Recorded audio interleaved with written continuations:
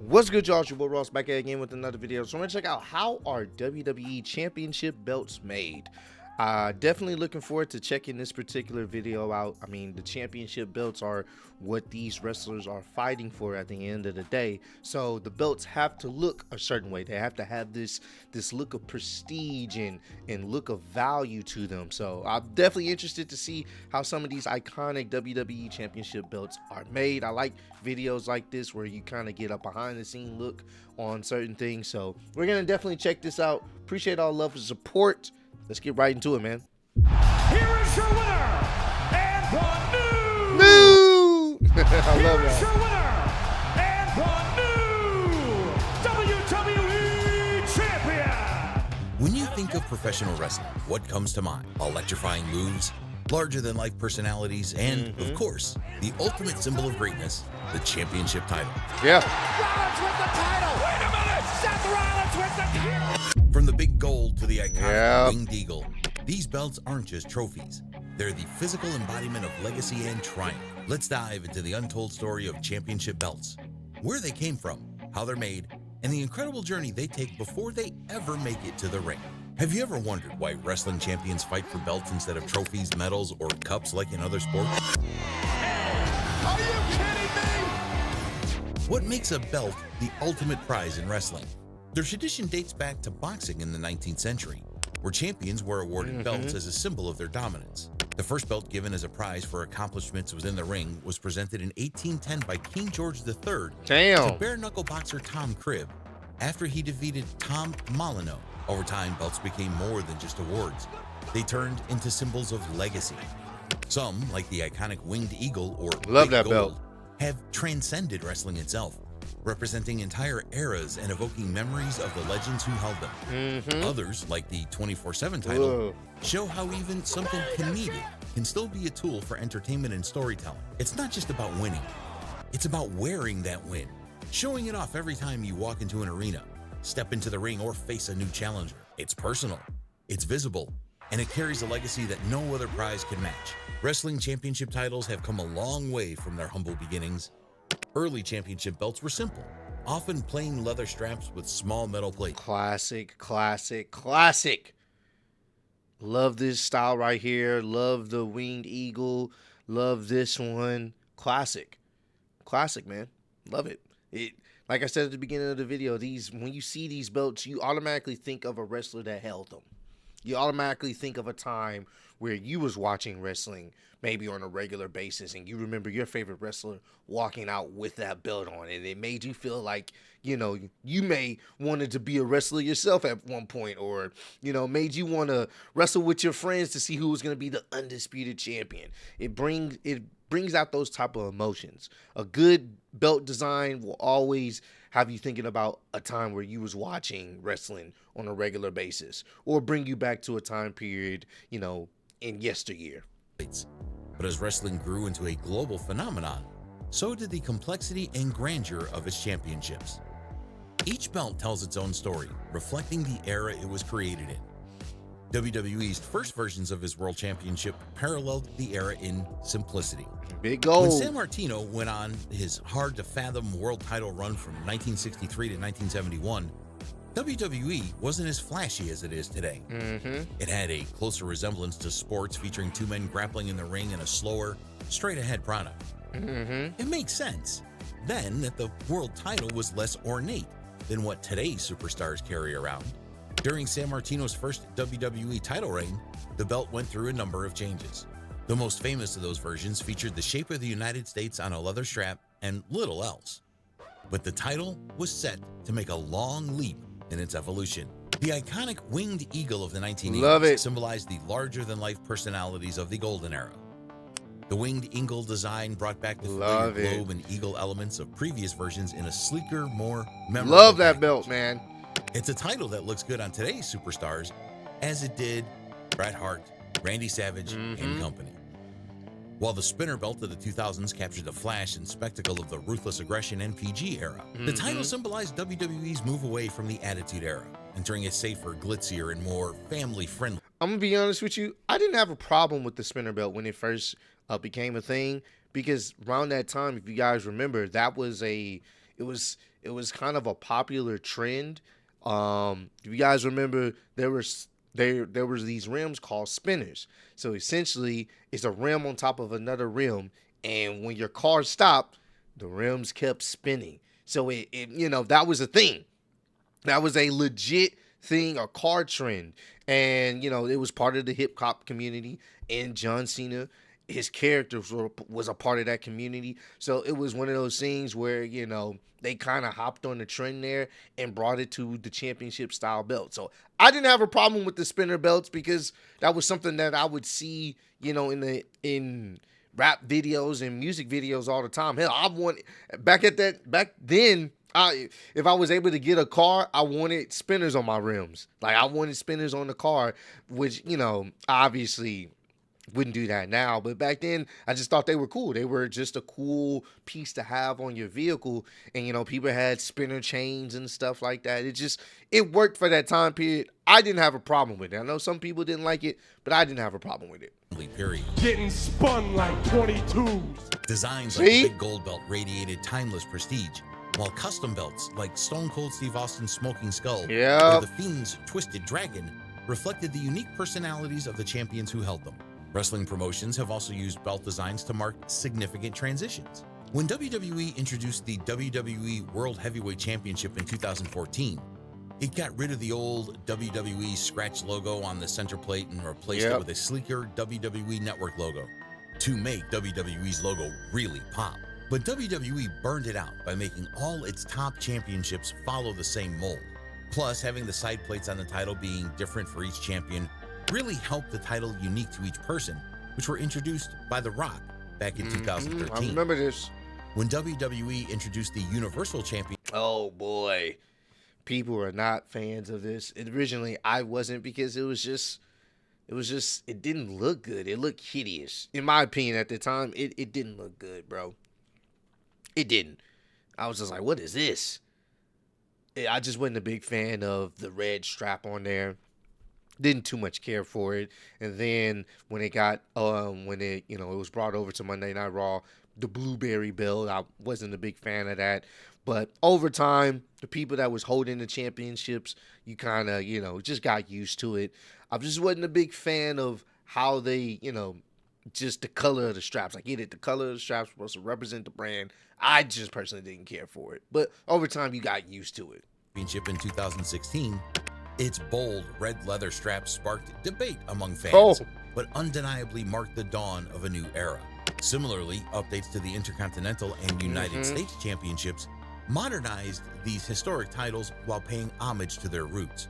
But what goes into creating one of these iconic belts? Who designs them, and how are they made?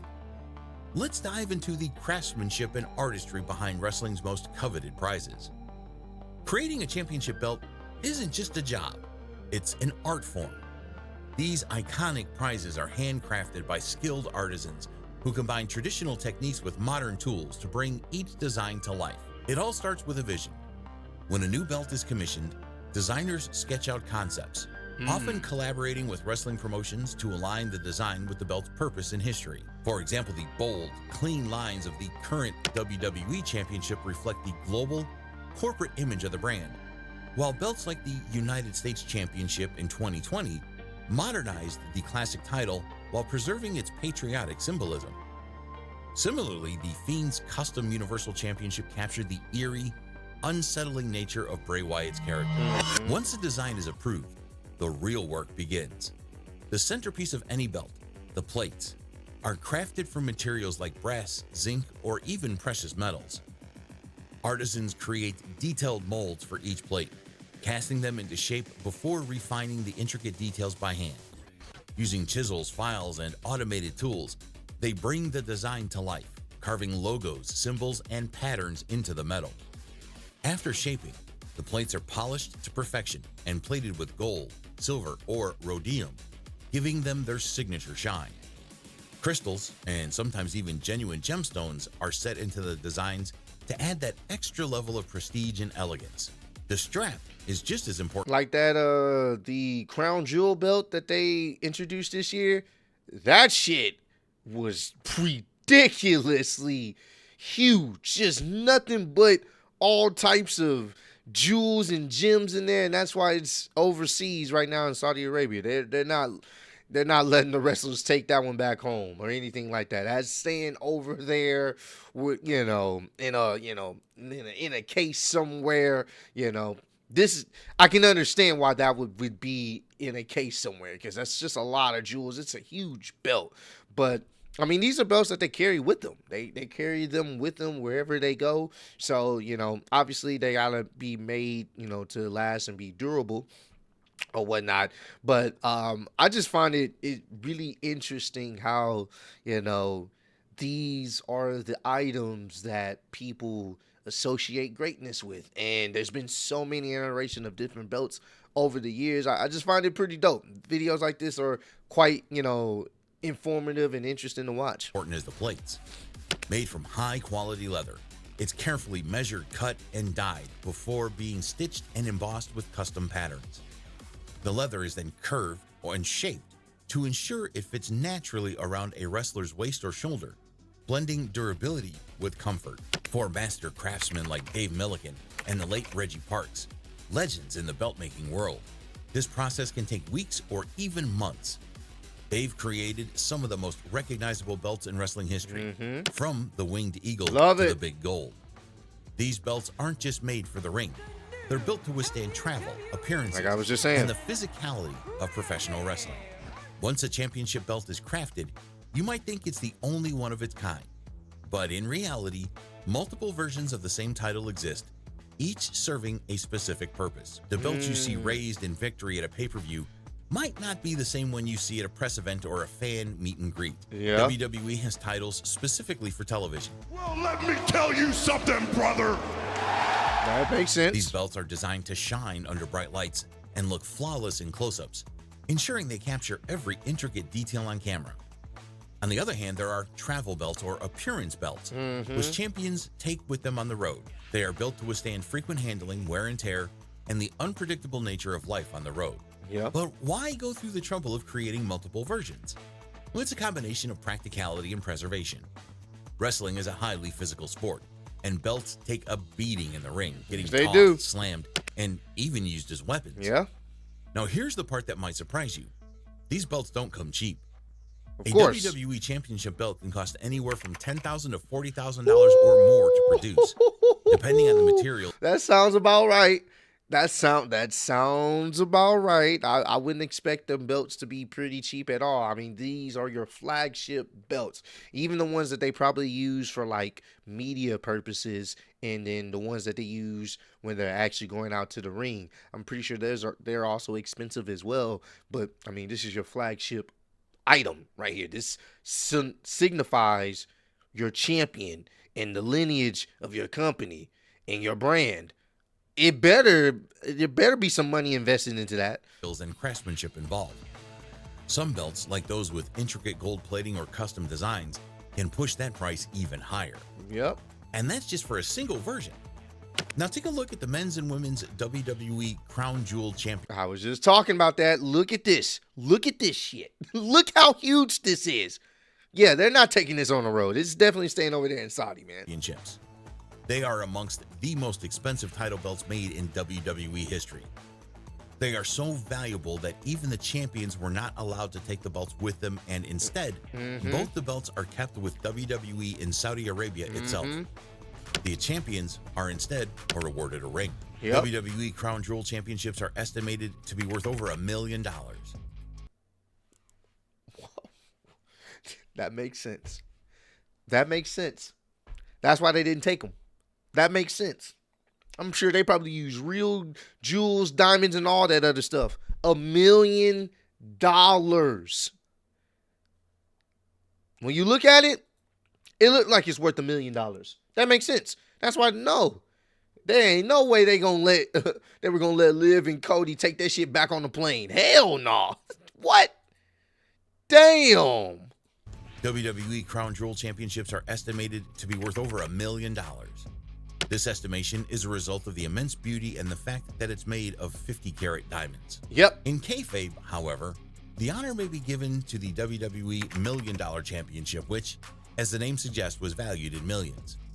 In actuality, however, it was made for a reported sum of $40,000. I mean, that's still a lot. As compared to the actual $1 million amount reported for the WWE Crown Jewel titles. So, when you see a champion hoisting a belt in the ring or at a media event, you're not just looking at a piece of wrestling history, you're looking at a small fortune. Championship belts aren't just for the wrestlers, they're for the fans too. These iconic pieces of wrestling history have transcended their role as props, becoming symbols of loyalty, admiration, and passion for the sport. For many fans, owning a replica championship belt is the ultimate way to connect with their favorite wrestlers and moments. Whether it's the Winged Eagle, Big Gold, or the current WWE Championship, these belts are more than just collectibles. They're cherished reminders of the matches, rivalries, and triumphs that defined their love for wrestling. But it's not just the physical belt that creates the connection. Seeing a title change hands or watching a wrestler's journey to finally win the big one can create emotional moments that resonate with fans for years. That feeling of witnessing a belt raised in victory often stays with fans, reminding them why they fell in love with wrestling in the first place. Championship belts have become cultural icons, representing the stories, stars, and memories that make wrestling more than just entertainment. It's a shared passion that unites millions. So, the next time you see a title raised high in victory, remember, it's not just a belt. It's a legacy carried by those who fought for it and cherished by the fans who live for these moments. And speaking of legacy, championship belts have played a major role in shaping the different eras of WWE, from the Golden Era to the Ruthless Aggression Era and beyond. Each era brought its own style, stars, and storytelling that defined professional wrestling for generations.